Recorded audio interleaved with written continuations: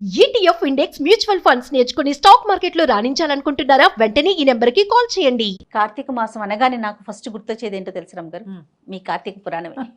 ప్రతి సంవత్సరం చెప్పుకుంటున్నాం, ఈ సంవత్సరం కూడా చెప్పబోతున్నారు మీరు. సో ప్రేక్షకులందరికీ నిజంగా చెప్పాలంటే ఇది ఒక శుభవార్తే. చక్కగా మీ కార్తీక పురాణం పెట్టుకుంటే చాలు, ఆ రోజుకి సంబంధించిన పురాణానికి సంబంధించిన పూర్తి విశేషాలు అందించేస్తున్నారు.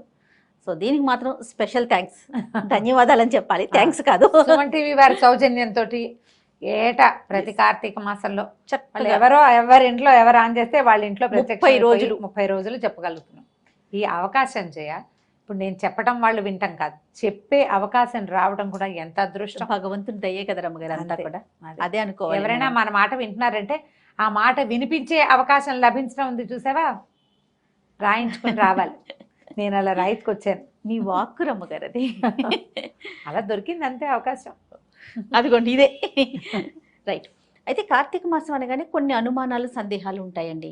ఈ నెల మొత్తం పాటించాల్సిన నియమాలు కానీ, ఎలాంటి జాగ్రత్తలు తీసుకోవాలి, కొన్ని అడ్డంకులు వస్తాయి, అలాంటప్పుడు ఏం చేయాలి, ఇలాంటి సందేహాలు ఉన్నాయి రమ్మగారు. అయితే సందేహాల కంటే ముందు బ్రీఫ్ గా అసలు కార్తీక మాసం మనం ఏం చేయాలి ముందు అది మాట్లాడుకున్నాక తర్వాత సందేహాల గురించి మాట్లాడుకుందాం. అలాగే మొదట స్నానం కార్తీకంలో, తర్వాతది దీపం, తర్వాతది దానం, ఉపవాసం, ఇవి ఇంపార్టెంట్. అలాగేనండి. కార్తీక స్నానం అంటే పొద్దున్నే లేచి ఎర్లీ మార్నింగ్, నీ ప్రశ్న అదే కదా ఎప్పుడు అని.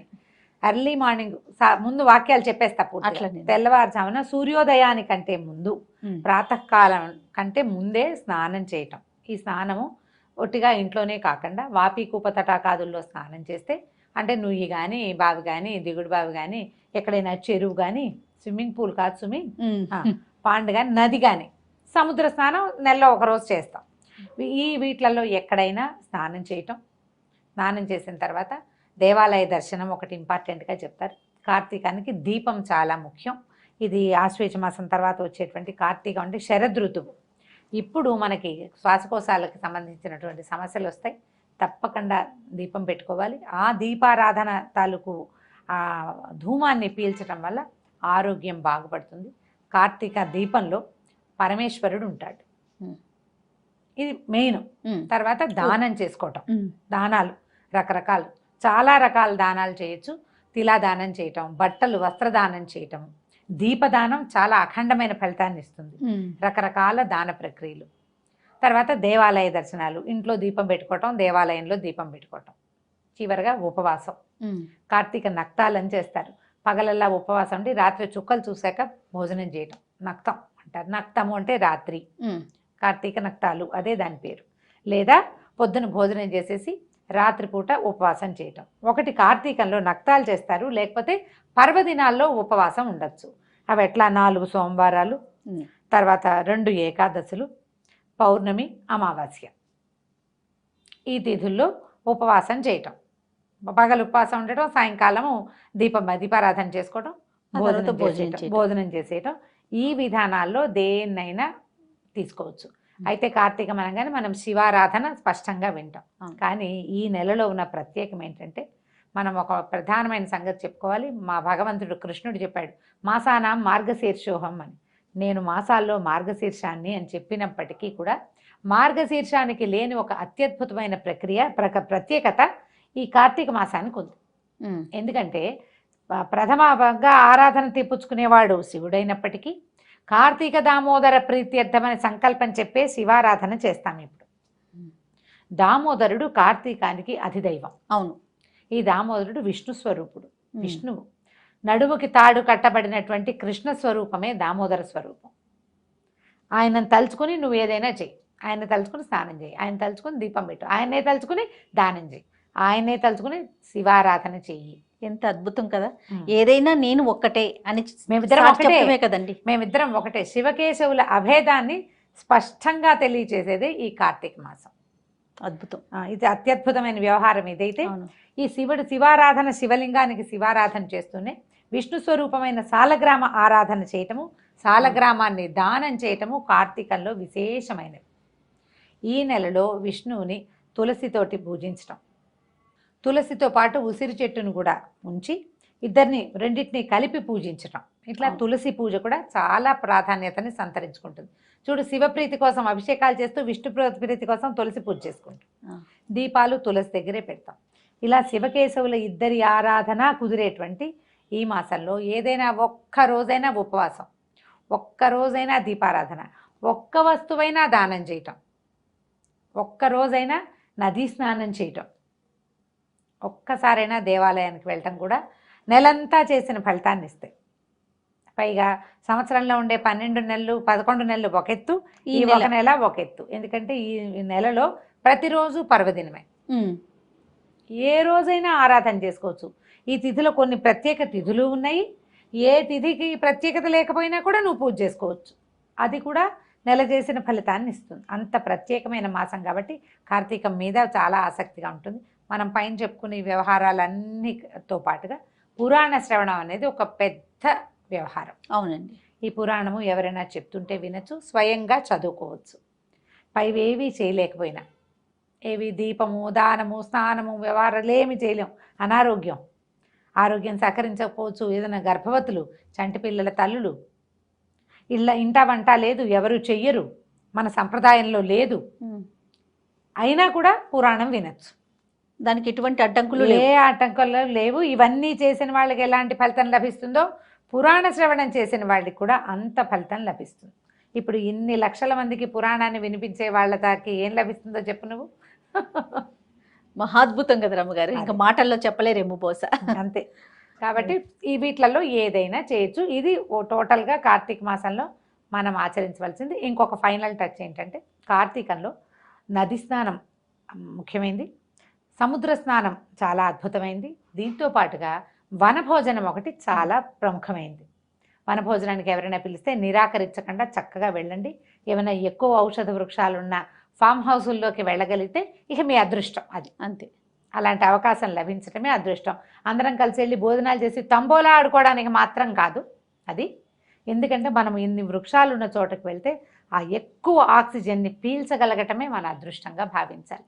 చెట్ల కింద కూర్చుని సామాన్యంగా నేల మీద ఆకుపరుచుకుని అన్నం తినడం భగవంతుడు ఈ అవకాశం ఇచ్చాడు. ఇప్పుడు చాలా పరిస్థితులను గడిచొచ్చాం మనం. అవును. అబ్బో ఇప్పుడు ఈ సంవత్సరం హాయిగా తినే అదృష్టాన్ని కల్పించాడు. ఒకసారి భగవంతుడికి ఒక నమస్కారం చేసుకోండి. ఉసిరి చెట్లున్న తోటల్లోకి వెళ్ళగలిగితే మంచి ఆక్సిజన్ లభిస్తుంది. ఈ నెలలో ఉసిరి చెట్టులో కూడా అపరిమితమైన ప్రాణశక్తి ఉంటుంది. అందుకని ఉసిరి చెట్టు తప్పకుండా ఉండాలి అని చెప్తారు. పిందెలు పూత అవి ఉన్న ఉసిరి చెట్లు అయితే ఇంకా మంచిది. తప్పకుండా. అయితే మరి కొన్ని సందేహాలు ఉన్నాయండి. ఎవరైనా చనిపోయారనుకోండి, కార్తీక మాసం వచ్చింది, సంవత్సరం లోపే కార్తీక మాసం వచ్చింది, వారు పూజ చేసుకోవచ్చా, దీపం పెట్టొచ్చా? అంటే ఇప్పుడు సంవత్సరీకం లోపల నిత్య దీపారాధన ఎవరైనా చేసుకునేది, మామూలుగా చేసుకుంటాం. ఓకే, చేసుకోవచ్చు, దీపారాధన చేసుకోవచ్చు. ఒకసారి ఎక్కడైనా దేవాలయంలో నిద్ర చేసి తర్వాత దేవాలయ దర్శనానికి వెళ్ళొచ్చు. కాకపోతే పర్వదినాల్లో పూజా విధానాలు చేయరు.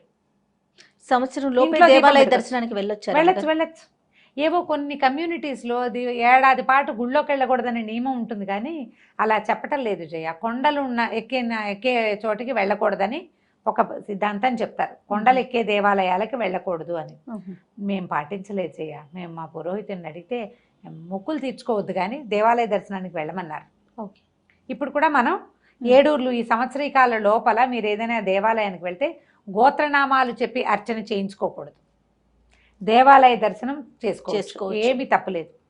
ఈ పర్వదినాల్లో చేసుకునేటువంటి దీపారాధన అంటే ఇప్పుడు ప్రత్యేక ఆరాధనలు చేస్తాం కదా, వాకిట్లో దీపం పెట్టడం, ఆకాశ దీపాలు పెట్టడము, తులసి దగ్గర ప్రత్యేకంగా దీపం పెట్టడం, పౌర్ణమి రోజు చేయటము అవి చెయ్యొద్దు. నిత్య దీపారాధన పెట్టుకోవచ్చు, తప్పులేదు. ఓకే. ఇప్పుడు పీరియడ్స్ టైంలో ఇప్పుడు నెలంతా పెడతాము సాధారణంగా, కార్తీక మాసంలో ఒక 5-6 రోజులు పెట్టలేకపోతాం కదా, అప్పుడు ఏంటండి ఏమన్నా ఇబ్బంది అనిపిస్తుందా? ఇబ్బంది అనిపిస్తే మానేస్తాము. ఒకవేళ మీకు అవకాశం ఉండి మీరు పక్కన కూర్చుని ఇంట్లో ఎవరైనా పెట్టేటది పెట్టుకోవచ్చు. మీకు అవకాశం లేదు, మీరు ఇంట్లోనే ఉంటారు, ఆ 5 రోజులు మానేయండి. 5వ రోజున 4వ రోజున స్నానం చేస్తారు.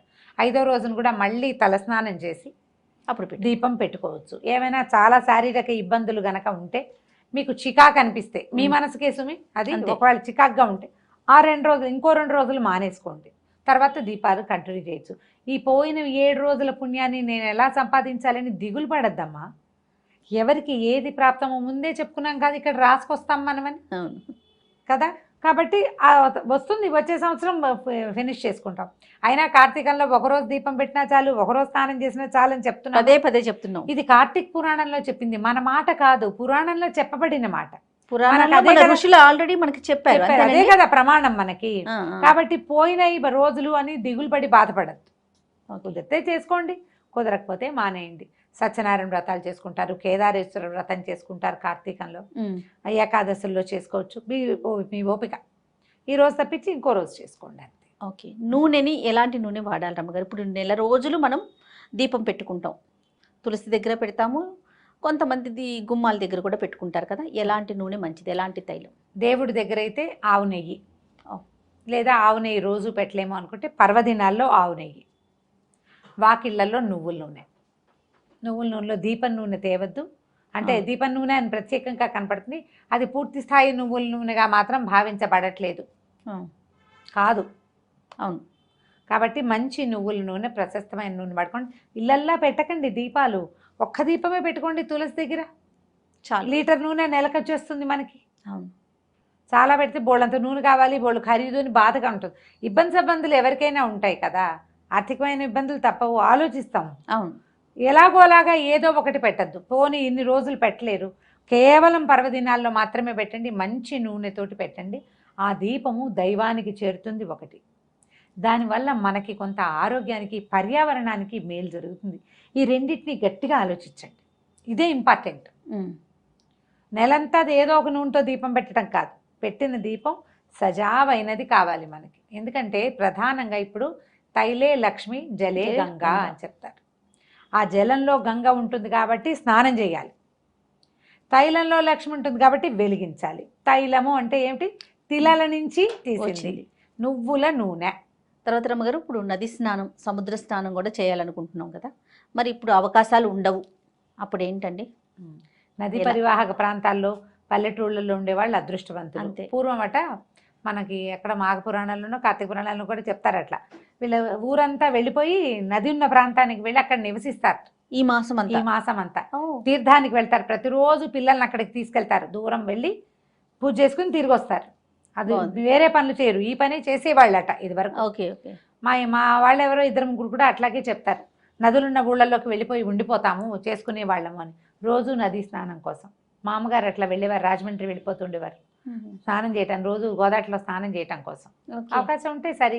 ఇప్పుడు బావులు లేవు, నూతులు లేవు, ఉన్నవేమో హ్యాండ్ పంపులు కూడా లేవు. అస్సలు హ్యాండ్ పంప్ ఉన్న అదృష్టవంతులే చేయవాళ్ళు. ఎందుకంటే భూగర్భ జలాలతో స్నానమే ఇప్పటి నియమం. చలి రోజులు కదా, అవును, వేడి నీళ్లు పోసుకుంటే గానీ ప్రాణం ఇదిగా ఉండదు. ఇప్పుడు మనకి ఏమవుతుంది, ఇది ఒక సైంటిఫిక్ రీజన్ ఉందమ్మా దీని వెనకాల, బాగా మనం అర్థం చేసుకోవాల్సింది. ఆశ్వీజ కార్తీకాలు శరదృతువు, దాని ముందున్న వర్షాకాలంలో కూడా అప్పుడప్పుడు సర్రమంటూ ఎండొస్తుంది. అవును. ఇక్కడికి వచ్చేసరికల్లా సూర్యుడు చల్లబడ్డం మొదలు పెడతాడు. ఆశ్వీజంలో కొంచెం పర్వాలేదుగా ఉంటాడు, కార్తీకం వచ్చేసరికల్లా సూర్యుడు తగ్గిపోతాడు, పగళ్ళు చిన్నవి, రాత్రుళ్ళు పెద్దవి. మనకి ఎక్కడి నుంచి వేడి వస్తుంది? వేడి కావాలి కదా, సూర్యుడే కదా మన వేడికి కారణం. ఇప్పుడు మనకి అన్నం అరుగుతోంది, రాత్రిళ్ళు నిద్రపోతున్నాము అంటే సూర్యుడు ఒకడు ఉండబట్టి, లేకపోతే మన వల్ల కాదు. అవును. మనకు ఆరోగ్య సమస్యలు లేవు భారతీయులకి, చాలా తక్కువ. మిగిలిన దేశాలతో పోలిస్తే మనం చాలా బెటర్గా ఉన్నామని. అవును. మనకి ప్రధానమైన కారణం సూర్యుడు సమతుల్యంగా ఉండటం వల్ల. ఎప్పుడు సూర్యుడు సమతుల్యంగా ఉండలేడో అప్పుడు అగ్ని ఆరాధన చేయమంటారు. అగ్ని ఎక్కడుంటాడు? మనం వెలిగించే దీపాల్లోనూ, భూగర్భ జలాలలోనూ. జలంలో అగ్ని ఉంటుంది. ఇప్పుడు ఎట్లా ఉంటుంది? మామూలుగా పైకి చూస్తే ముట్టుకుంటే అమ్మో అని చలేస్తుంది, దిగాక చలేదు. అవును. నీళ్ళ లోపల భూ సంబంధమైన జలాలలో అగ్ని ఉంటాడు. ఆ వెచ్చదనం కనుక మనకు ఒంటికి అలవాటైందా, మీరు చూడండి ఓవర్ హెడ్ ట్యాంక్లో నీళ్లు చల్లగా ఉంటాయి, అదే అప్పుడు బోర్ వేయించుకున్నాం అనుకో వెచ్చగా వస్తాయి నీళ్ళు. అవకాశం ఉన్న వాళ్ళు బోర్ వాటర్ తోటి స్నానం చేయండి. ఇంట్లోనే స్నానం చేస్తాం, ఇంట్లో స్నానమే నీచ స్నానం అని చెప్తారు కార్తీక పురాణంలో. అన్నిట్లలో అదేనే నీచమైంది. సూర్యోదయం అయిపోయిన తర్వాత చేసేది కూడా నీచ స్నానమే. ఇప్పుడు 6:15, 6:20, 6:10కి సూర్యోదయం అవుతుంది అనుకో, దానికి ఒక్క నిమిషం ముందు చేసినా సరే. తర్వాత ఇంట్లోనే స్నానం చేస్తాం, బోర్ వాటర్కి ట్రై చేయండి, అవకాశం ఉంటుంది. లేదు ఏం చేస్తాం, ఓవర్ హెడ్ ట్యాంక్లో నీళ్ళే చలేస్తూ ఉంటుంది, ఆ నీళ్ళు బకెట్ నింపుకొని హరగంగే అని నీళ్లలో గంగాదేవిని ఆవాహన చేసుకోవటం. మంచి శ్లోకం ఉంది. గంగే చేమునై చైవ గోదావరి సరస్వతి నర్మదే సింధు కావేరి జలేస్మిన్ సన్నిధిం కురు అని. గంగే చ యమునే చైవ గోదావరి సరస్వతి, గంగా యమున గోదావరి సరస్వతి, నర్మదా సింధు కావేరి. కావేరీ నది స్నానం అత్యంత ప్రసిద్ధమైనది, చాలా ప్రత్యేకమైనది అనిగా కార్తీక పురాణంలో చెప్తారు. కావేరి మంచిది, చేయగలుగుతామో లేదు. అందుకని ఆ నదులన్నింటినీ ఇక్కడే సన్నిధిగా చేయనైనా అని ఓ దండం పెట్టుకోవటం, ఆ నీటిని హరగంగే అని చెంబుతో ఎత్తి నెత్తి మీద పోసుకోవడం అంతే. ఇంట్లో చేసినా మరి ఇలాగే చేయాలి. అందుకని నెలలో ఒక్కరోజైనా నదీ స్నానానికి ట్రై చేయండి తప్పకుండా. దానికోసం పల్లెటూళ్ళకి వాటికి వీటికి నదీ పరివాహక ప్రాంతాలకి మన ఫ్రెండ్స్ చుట్టాలు అక్కయ్యలో మామయ్యలో ఉంటే ఓ మాట వెళ్ళి ఒక్కసారైనా నదీ స్నానం తెల్లవారుజామునే సూర్యోదయానికి ముందే చేసేసి దగ్గరలో ఉన్న శివాలయంలో దర్శనం చేసుకుంటే కార్తీక ఫలితం అమోఘంగా లభిస్తుంది. చాలా సందేహాలు చెప్పారు అమ్మగారు. అయితే చూసిన తర్వాత ఇంకా కొన్ని సందేహాలు మాకు వస్తూ ఉంటాయి, వచ్చినప్పుడు మీ ముందు పెడతాను, ఇంకొక వీడియో రూపంలో చేద్దామండి. పురాణం వినండి అమ్మా తప్పకుండా. ప్రతిరోజు పొద్దున్నే పురాణం ఎప్పుడు వినాలి అదొక డౌట్ వస్తుంది ప్రతిసారి. అది చెప్తూనే మళ్ళీ చెప్తా. పొద్దున్నే వినగలిగితే మహత్తరంగా ఉంటుంది, సాయంత్రం వినగలిగినా మహత్తరంగానే ఉంటుంది. పడుకునే లోపల పురాణం వినండి. కార్తీక పురాణం వింటే విశేషమైన ఫలితం లభిస్తుంది. మీరు ఏమి చెయ్యలేకపోయినా కూడా అంత ఏమి దిగులు పడక్కర్లేదు. ఇది విన్నా కూడా అలాంటి ఫలితం లభిస్తుందని పురాణంలోనే చెప్పారు. తప్పకుండా. కాబట్టి పూజ చేసుకున్నాకో చేయకుండానో పొద్దున్నే చేద్దామా సాయంత్రం చేద్దామా, పొద్దున్న దీపం పెట్టలేము సాయంకాలం పెట్టచ్చు, సాయంకాలం అయినా పెట్టండి. పెట్టడం ముఖ్యం ముఖ్యం అంతే. రైట్ అమ్మ. నమస్తే. నమస్తే.